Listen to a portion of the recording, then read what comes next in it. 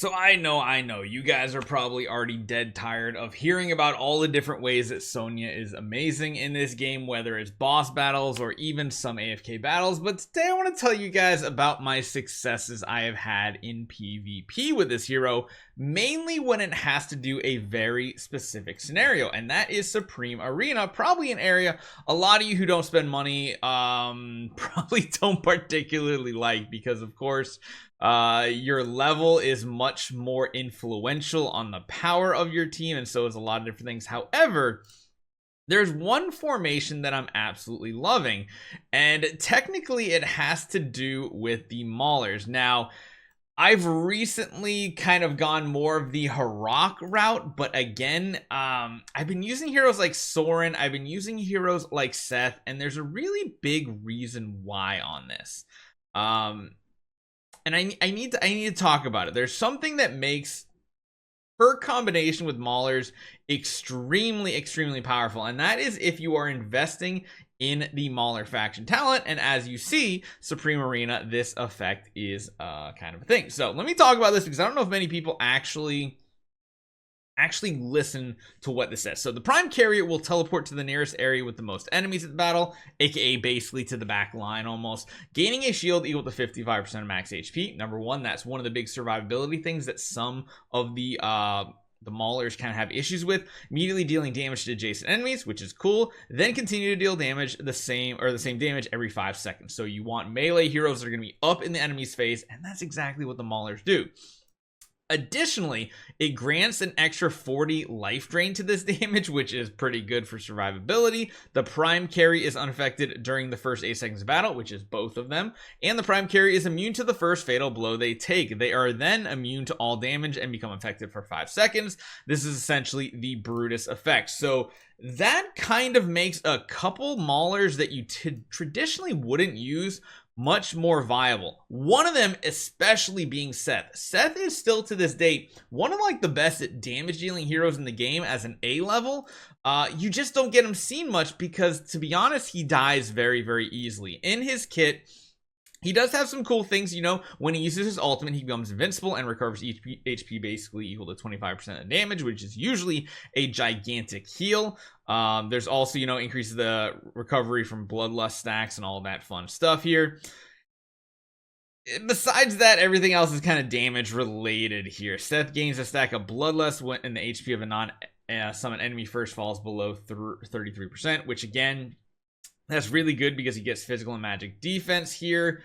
But again, most of his stuff kind of lacks. Even his Mythic Plus isn't like super amazing. He immediately resets the cooldown of Predator's Lunge and recovers 200 energy when a non-summon enemy is defeated.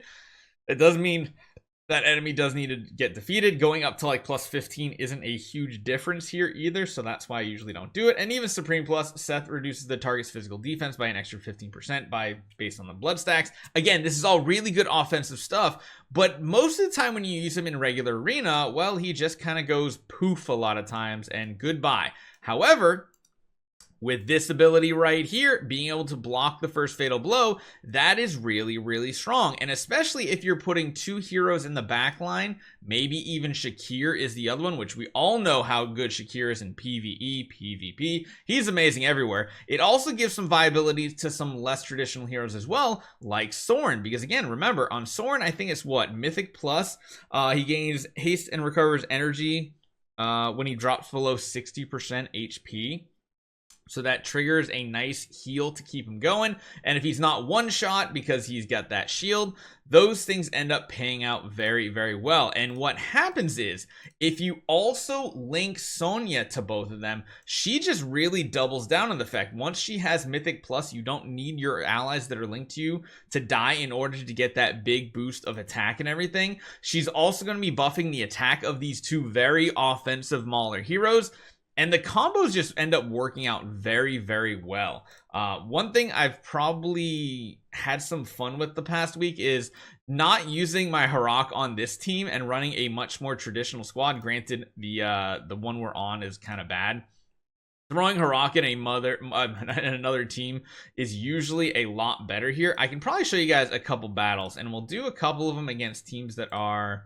We'll see if it's questionable or not. This is, of course, the worst battlefield to have this hero on, though, because you need to be able to place these heroes properly. This squad is just some randomness that, honestly, I should replace. I kind of just throw away one team a lot of times when I'm playing this because, again, there's not many teams I want to use here. But if we do run this type of team right here, I love putting Sonya on here and having this squad just like this so that she is linked with the two that are going to be thrown to the other side of the battlefield.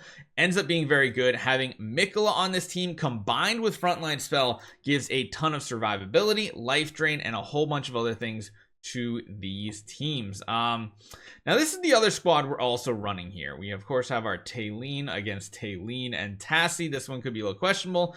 We are using the faction talent for Dusklight Fusion, which I don't necessarily know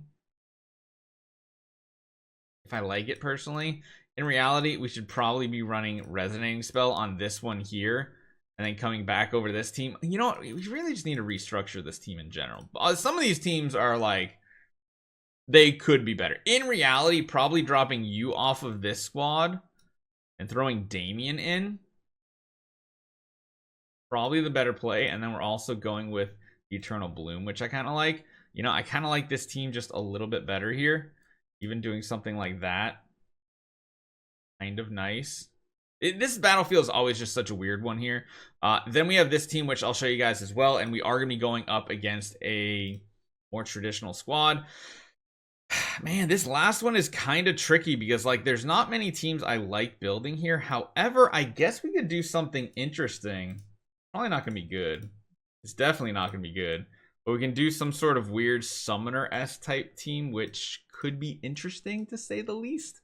Doing something maybe more along the lines of this, and then also providing maybe like a heal. This could be an interesting squad. Let's just see how it turns out. This first fight, I'm not expecting many things to happen. I really want to show you this second team, though. Although I guess I should just throw Harak in one of these teams, right? Harak's just so good. Harak just might solo stuff for us. Let's just do that. You never know. Harak's so good.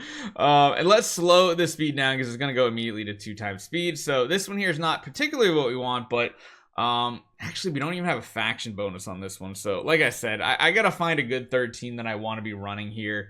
Right now, this is kind of like my throwaway team, but right here, this is the one I want to show off. So watch these two in the back. They're going to teleport over to the other side, which means we immediately gain control of the other side of the battlefield, meaning we get the flag from the frontline spell and we get Mikola's control on the other side.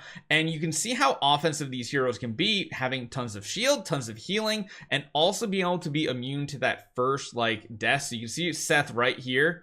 As if he takes more damage, yet right there he procced the shield right there, the immunity that gives him a little bit of time to get back into it with the healing from Mikola as well as some other things. And I'll show you guys the damage at the end because I'm surprised at how good Seth does damage wise. This team does very, very well. I was just pleasantly surprised how well it was doing. We'll just power through this one. This should be a win, I feel like, although we could lose still. Taylene's already gone down twice. Lily May's down.